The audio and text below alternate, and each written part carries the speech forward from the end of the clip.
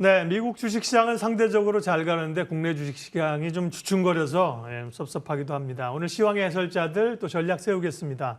메리츠증권 광화문 금융센터 신영목 이사님 함께하는 날입니다. 어서 오십시오. 안녕하세요. 좋은 얘기를 해야 되나요? 부담스러운 얘기를 해야 되나요? 혼재돼 있고 부담스러운 뉴스가 아직은 많죠. 주제 한번 보여주십시오. 네. 오늘 하이닉스 같은 경우 실적 부진하게 나왔지만 주가가 오르는 그런 요인이 있습니다만 전반적으로는 실적이 삼성전자, 그다음에 현대차, 하이닉스 다 안 좋게 나오고 있고요. 중국의 시진핑 리스크 등등 리스크가 여전히 있습니다. 그래서 국내 증시는 미국 증시만큼 못 추적하면서 상승이 좀 제한적이네요. 맞습니다. 약간 수급적인 요인도 되게 큰 것 같고요. 네. 최근에 보시면 아시겠지만 항생지수라든지 중국 본토 주식뿐만이 아니라 홍콩 증시도 그렇고 그리고 미국에 상장된 중국 관련 기업들도 주가 굉장히 조정을 많이 받고 있죠. 근데 어떻게 보면은 지금 또 새로운 리스크라고도 볼 수 있는 것인데, 그러니까 만약에 이게 어떤 중국의 어떤 이런 지금 오는 어떤 리스크 자체가, 그러니까 주식시장에 오는 리스크 자체가 우리나라에 이게 전이가 가능한 어느 정도까지가 전이가 되느냐를 우리가 봐야 될 것 같은데, 사실은 이 부분은 저는 클 거라고 보지는 않습니다. 왜냐면은 일단은 어떻게 됐건 간에 지금 시진핑 주석이 3년임을 확정 짓는 이 상태에서 그 지은 다음 날부터 중국 상해지수라든지 홍콩 지수가 많이 빠졌는데, 약간 지금 그런 거죠. 새로운 만리장성을 쌓는 분위기, 중국이 과거로 다시 좀 회귀하는 그런 분위기다 보니까 이 자본시장에서는 이 불확실성 리스크를 가장 크게 보잖아요. 그러다 보니까 이제 외국인들이 굉장히 동요하는 거고. 근데 우리가 이제 지역적으로 봤을 때, 이머징이라는 지역적으로 봤을 때 중국과 홍콩을 배제한 시장이라고 한다면, 그러면 과연 그 대체제가 될 수 있는 국가는 어디가 될 수 있는가를 생각했을 때는 한국과 대만 맞습니다. 그냥 그냥 그 정도뿐이 없겠죠. 그래서 최근에 좀 우리나라 대형주들이 좀 더 그냥 시가총액 상위 종목들이죠. 그냥 정말 시가총액 1, 2, 3, 4, 5만 딱 보시면 됩니다. 상당히 좀 이런 최근에 어떤 시장 분위기를 완전히 주도하고 있거든요. 네, 한 장에 딱 보여주시네. 1, 2, 3, 4, 5면 보면 된다 그러니까. 네, 그렇습니다. 근데 이것만 보시면 시장이 굉장히 좋은 것 같은데, 그러네요. 또 물론 이제 그 개별주들 보면 지금 굉장히 안 좋죠. 네. 그래서 좀 약간 이런 부분에도 시장에 수급적인 영향이 미치지 않겠는가. 물론 이게 단기적으로 외국인들이 중국 주식을 팔고 다른 이머징으로 온다 이런 건 아니겠지만, 우리가 여태까지 경험하는 외국인들은 어떤 정치적인 리스크 굉장히 싫어했거든요. 예, 장기적으로 굉장히 싫어했거든요. 근데 지금 어떻게 됐건 간에 이제부터 또 중국은 새로운 어떤 시작인데, 외국인들이 과연 안전하게 안심하면서 중국 본토나 홍콩에 투자할 수 있는가? 네. 그렇게 된다고 했을 때는 우리나라나 대만 증시에 좀 긍정적인 수급적인 영향이 있지 않겠는가? 그래서 최근에 시가총액 상위 종목들이 좀 약간 좋은 흐름이 나오는 것도 그런 것에 좀 오지 않겠는가 하는 그런 약간 생각이 있고요.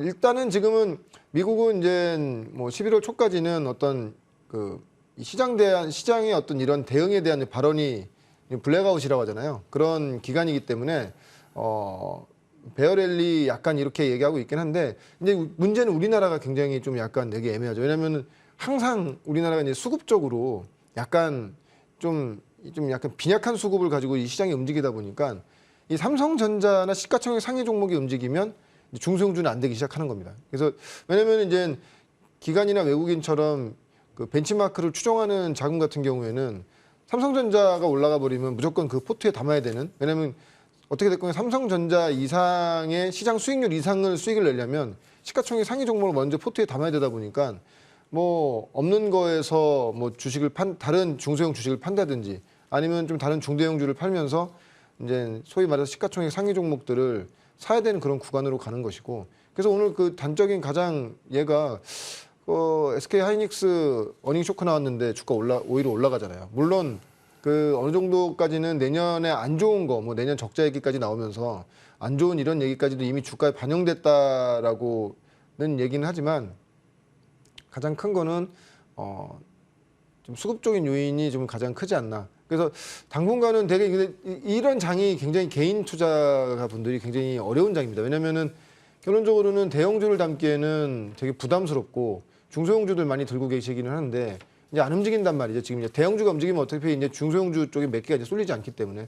근데 한 가지 그래도 우리가 좀 긍정적으로 봐야 되는 거는 어떻게 됐건 간에 전방 산업에 있는 그 대형주들이 좋게 된다고 하면은 왜냐면 지금 어떻게 됐건 간에 우리가 지금 여기 우리가 좀 약간 객관적으로 봤을 때는 삼성전자나 하이닉스가 어떤 실적 모멘텀이나 회사가 좋아지는 내용을 가지고 산업이 좋아지는 내용을 가지고 하는 것이 아니라 많이 빠졌기 때문에 그런 기저효과로 인해서 주가가 올라오는 거라고 본다고 한다면은 상승에도 어느 정도 이제 그 반등할 수 있는 폭은 정해져 있다. 그럼 이러한 대형주들이 상승이 어느 정도 멈춘 시기에는 다시 그 매수세가 낙수 효과가 나올 수 있기 때문에 중소형주 좀 가지고 아직 고민하시는 분들은 좀 그런 내가 들고 있는 산업이나 그 전방에 있는 대형주들이 얼만큼 지금 흐름이 좋은지를 확인하시면서 좀 견디는 구간으로 가시는 게 좋을 거라고 좀 생각하고 있습니다. 예, 시진핑 리스크, 차이나 리스크에 대해서는 아주 좋은 해석을 해주셨는데요. 네, 전반적으로 장기적으로는 부담될 수밖에 없는 요인이죠. 그러나 수급적인 요인에서 보면 대체적으로서 우리 시장이 외국인들에게 주목받을 수 있다. 좋은 해석이시고요. 어쨌든 미국 주식시장을 못 쫓아가서 그래서 지금은 또 막 밀려가는 분위기는 아니고 어쨌든 간에 좀 반등해보자, 올라가자, 어디까지 갈 수 있겠니 이런 분위기잖아요. 시장에 근데 제일 강한 거는 역시 뭐 2차 전지이고요. 네. 뒷단에 이제 IT 반도체가 가면서 좀 고민도 있는 상황인데 시장의 주도주의 흐름은 누가 지금 쥐고 있고 당분간 쥐나요? 지금 뭐 2차 전지 보고 계신 분들 아시겠지만은 두 섹터가 주도주죠. 지금 삼성전자, 하이닉스와 네. 코스닥 쪽 보면은 물론 코스피 쪽도 마찬가지지만 2차 전지인데 근데 그 뒷단을 따라놓은 종목들이 흐름이 많이 틀리거든요. 2차 전지는 중소형주는 약간 이제 뭔가 좀 차익 매물이 좀 나오거나 올라갈 때 못 올라갑니다, 지금. 근데 반대로 삼성전자와 하이닉스 단에 있는 그 장비나 소재주, 소부장이죠. 그런 종목들은 워낙 많이 빠지다 보니까 그러니까 너무 많이 빠진 거에 대한 어떤 기술적인 반등이 왜냐면은 사실은 삼성전자 관련된 그 장비 소재주들은 삼성전자가 내년에 투자를 줄이지 않겠다고 얘기했음에도 불구하고 주가는 투자를 줄인 만큼까지 지금 내려가 있는 상태니까 그거에 따른 반발 매수가 있는 것 같고 그래서 시장에 좀 약간 편하게 시장에서 보는 쪽은 역시 IT 쪽이 워낙 많이 빠져 있다 보니까 그런 쪽을 보는 것 같고요.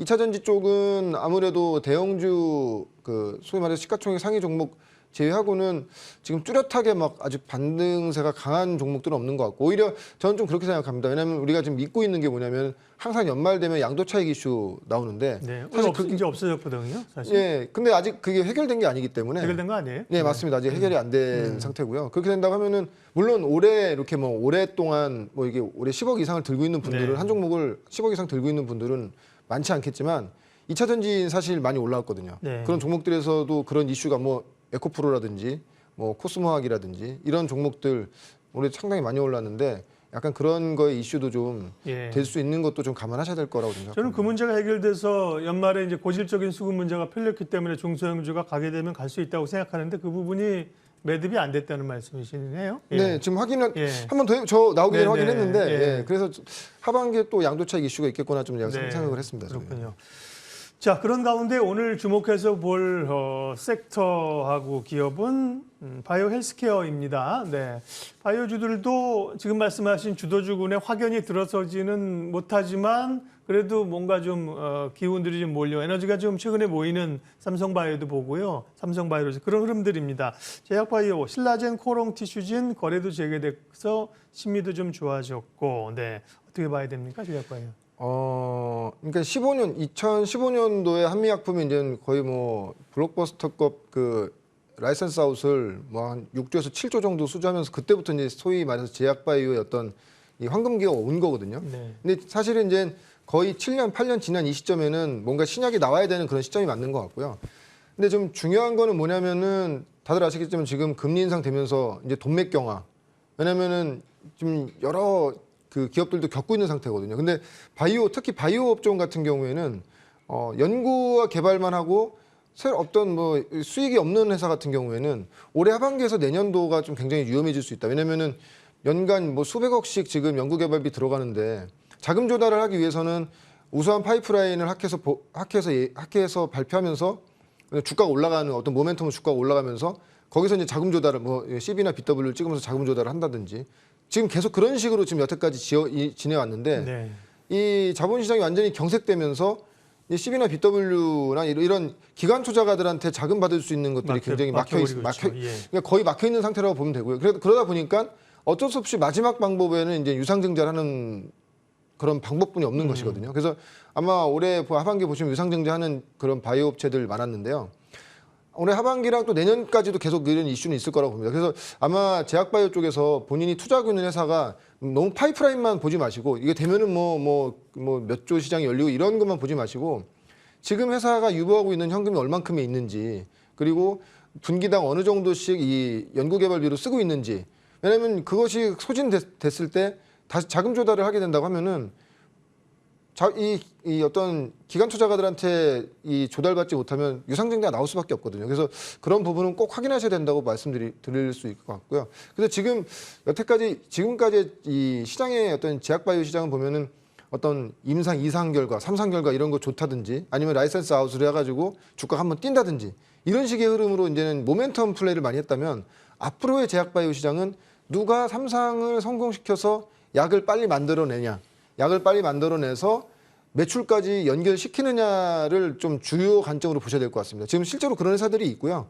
만약에 그렇게 된다고 하면은, 그러니까 여태까지 우리가 보면은 막 2상 결과 나오기 전에, 3상 결과 나오기 전에 마치 홀짝하듯이 그 기다리고 있잖아요. 그 보유하신 분들은요. 근데 이제 그렇게는 시장이 움직일 것 같지는 않고 3상을 성공해서 약을 만들어내는 그런 회사들, 그래서 매출이 확인되는 회사들은 시장에 좀 큰 관심을 받을 수 있을 거라는 좀 생각을 갖고 있고 아마 향후에 제약바이오의 어떤 그 좀 시장의 관심도는 어떤 파이프라인, 물론 당연히 뭐 파이프라인이 좋고 막 임상 결과가 좋으면 주가가 단기적으로 뛸 수 있겠지만 추세적으로 주가가 큰 흐름으로 가기 위해선 매출 3상 성공시켜서 그것을 매출까지 발생시키는 종목들에 한해서는 그런 좀 장기적인 성장성이 나올 수 있을 거라는 좀 아이디어를 갖고 좀 말씀드립니다. 금리가 오르면서 부담되는 쪽이 그런 성장주 플랫폼 그다음에 제약바이오도 들어갔었잖아요. 근데 이제 최근에 좀 올라오는 것들은 그와는 또 좀 결이 다르죠. 제약바이오는 이제 수요에 관한 소비에 관한 것도 있고요. 최근 가장 강한 흐름들은 삼성바이오로직스 그다음에 휴마시스 이런 건 개별 종목 이슈, 경영권 이런 것 때문에 올라오는 거고요.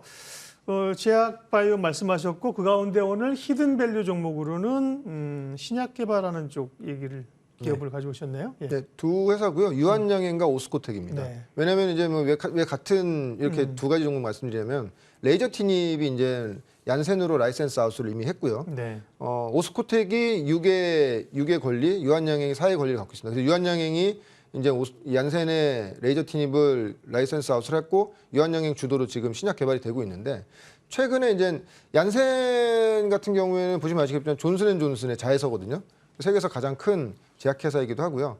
오스코텍 최근에 그 뉴스플로우 보시면 아시겠지만은 레이저 티닙이 렉나자라는 국내에서 시판되고 있는 이 레이저 티닙의 3상이 중간 결과가 발표가 됐는데 상당히 3상입니다. 3상이 글로벌 3상 진행됐는데 중간 결과치가 굉장히 지금 잘 나오는 상태로 지금 발표가 됐고 특히 지금 이 비소세포 폐암 시장 같은 경우에는 1차 치료제로서 뭐 다들 아시겠지만 타그리스와 이레사라는 요 두 가지 약품이 있고요. 이레사라는 약품은 원래 그 1세대 항암제였습니다. 근데 요거를 대비했을 때 이번에 3상 결과가 나왔는데 상당히 좋은 결과. 그래서 그 타그리소가 이레사를 기준으로 했을 때 나왔던 결과치보다 지금 더 좋게 나왔거든요. 근데 레이저 티닙 같은 경우에는 이 비소세포 폐암 시장의 전체 글로벌리한 그 매출 규모는 한 6조에서 7조 정도로 지금 되고 있고요. 1차 치료제로서 지금 사용되고 있는 가장 많이 쓰고 있는 것이 이제 타그리소인데 만약에 이번 3상 결과를 가지고 이제 뭐 FDA 승인이라든지 이제 진행할 건데 국내에서 만약에 지금 이거 유한양행과 오스코텍이 하고 있는 레이저 티닙 같은 경우는 지금 2차 치료제로서 임상이 진행된 건데 1차 치료제보다도 더 좋은 효과가 나왔다고 한다면 1차 치료제로서의 어떤 시장의 확산성이 더 크기 때문에 지금 보면 2차 치료제 시장은 국내에 대비했을 때는 한 300억 정도 시장을 보고 있는데 1차 치료제는 한 1,000억 이상을 보고 있거든요.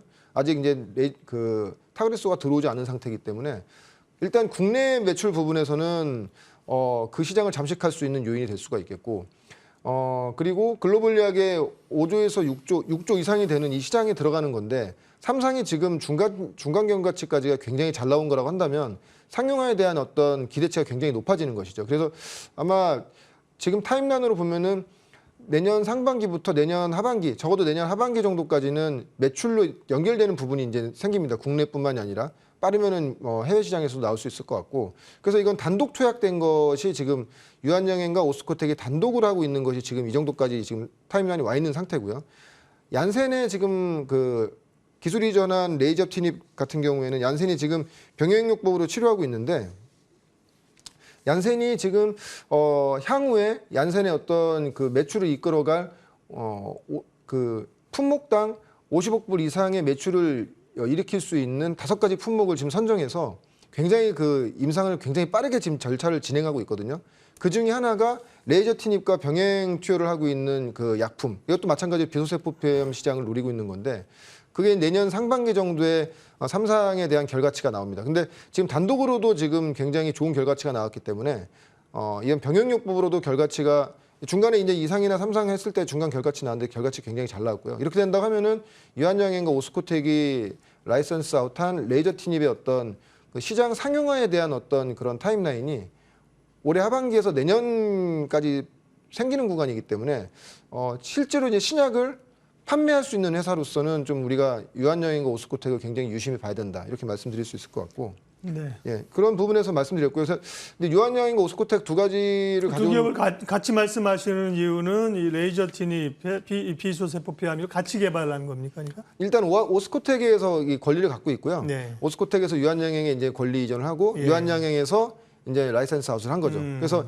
권리, 글로벌리한 어떤 이런 판권에 대한 권리는 오스코텍이 6, 유한양행이 4 이렇게 돼 있습니다. 네. 근데 이제 유한양행과 오스코텍을 같이 말씀드리는 가장 큰 이유는 이제 여기서 이제는 약간 네네. 이게 접근하는 법이 틀려지는데요. 유한양행은 이제 제약주이지 않습니까? 그렇죠. 연간 한 500억에서 1000억 정도 영업이익이 나오고, 그렇기 때문에 몇백억씩의 R&D 비용을 써도 버틸 수 있는 체력이 된다는 것이죠. 그래서 안정성으로 만약에 제약주를 본다고 한다면은 유한양행을 하시는 게 맞고요. 근데 유한양행 주봉 월봉 흐름 보시면 아시겠지만 올해 시장 대비했을 때 굉장히 잘 버팁니다. 지금 뭐 다른 제약주에 비하면은 정말 올해는 유한양행 들고 계신 분들은 거의 그 계좌에 손실이 크지 않은 상태일 정도로. 아마 근데 그것이 레이저 티닙의 기대치가 지금 반영되고 있다고 보고 있고요. 대신에 오스코텍은 앞서 말씀드렸다시피 연간 몇백억씩의 R&D 비용을 쓰다 보니까 최근에 유상증자를 한번 유증한다고 급락했었죠. 많이 빠졌습니다. 근데 네. 중요한 거는 오스코텍이 지금 레이저 팀은 지금 3상에 이제 거의 결과치까지 와 있다는 것이죠. 예. 이제 그거를 유지하기 위해서 이제 지금 이제 어쩔 수 없이 유증을 한 건데, 지금 유한양행의 주가도 많이 조정받아 있다면 사실 오스코텍도 접근하기는 좀 장기적으로는 좀 약간 추세를 보면서 가야겠지만, 유한양행은 레이저 티닙에 대한 어떤 기대치가 지금 주가에 반영되면서 올라가고 있거든요. 근데 오스코텍은 그런 부분에서 이제 유상증자까지 하고 이제 악재가 다 나온 상태이기 때문에 바이오적으로 좀 약간 좀 탄력적인 어떤 이 시세를 원하신다면 오스코텍을 보시는 것도 저는 좋을 거라고 보고 있습니다. 가격은 주셔서 제가 한번 정리를 해드릴게요. 유한양행은 현재 주가가 58,000원 수준인데요. 목표가는 75,000원 주셨고 손절가는 52,000원.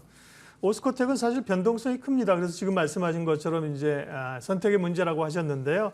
17,500원 수준인데 손절가는 14,000원이고 위로는 3만 원이니까 꽤 위쪽 가능성을 열어놓고 다만 변동성은 맞습니다. 네, 변동성은 좀 있습니다. 참고하셔서 보시면 좋겠습니다. 어쨌든 간에 폐암 치료제 그쪽에 기대감이 있다는 게 핵심이고요. 오늘 시황의 해설자들 메리츠증권 신영목 이사님과 시장 상황들, 바이오 이야기 그리고 관심 기업까지 살펴봤습니다. 고맙습니다. 고맙습니다.